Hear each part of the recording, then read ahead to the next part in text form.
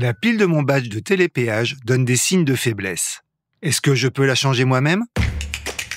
Vous écoutez un podcast imaginé par Le Particulier, le média de référence pour mieux connaître vos droits au quotidien.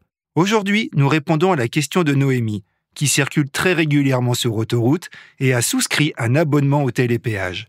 Lors de son dernier trajet, la barrière a refusé de se lever à son arrivée, certainement à cause de la pile de son badge.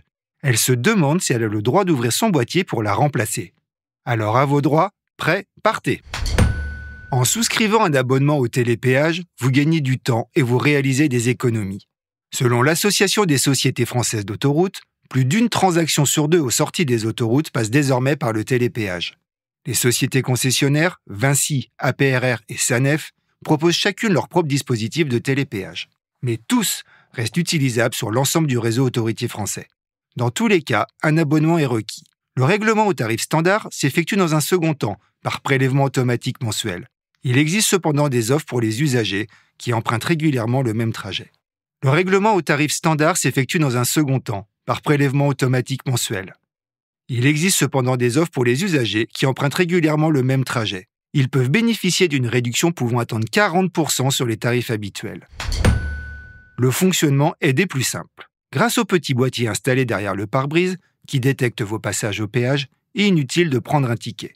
Et pour vous garantir un gain de temps appréciable, en particulier les jours de grande influence, des fils dédiés sont prévus à chaque barrière de péage. La fameuse voie T appose encore un stop à la barrière, alors que la voie 30 permet de franchir le portique sans marquer d'arrêt, à une vitesse maximale de 30 km/h. Alors si comme Noémie vous vous êtes laissé tenter par le confort de ce service, vous savez à quel point il est pratique.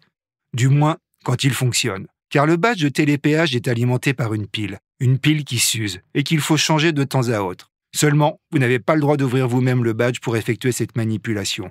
Les prestataires de télépéage Ulysse, Bipengo et Fully, appartenant respectivement à Vinci, Sanef et APRR, précisent d'ailleurs ce point dans leurs conditions d'utilisation. Chez le premier, vous pouvez même être sanctionné d'une facturation supplémentaire de 30 € pour des frais de détérioration du matériel. Sachez que la durée de vie d'un badge de télépéage Bipengo et Fully est en moyenne de 6 à 7 ans, contre 5 ans chez Ulysse. S'il commence à montrer des signes de fatigue, que les défaillances sont récurrentes, vous devez donc le faire remplacer. Et vous pouvez pour cela vous rendre dans une boutique du réseau auquel vous êtes abonné, ou dans l'espace client sur son site, dans la rubrique « Badge défectueux » ou « Remplacement du badge ». Vous en recevrez un nouveau en échange de l'ancien. Merci d'avoir écouté cet épisode. Si ce podcast vous intéresse, vous pouvez également retrouver toute l'actualité patrimoniale sur notre site leparticulier.lefigaro.fr.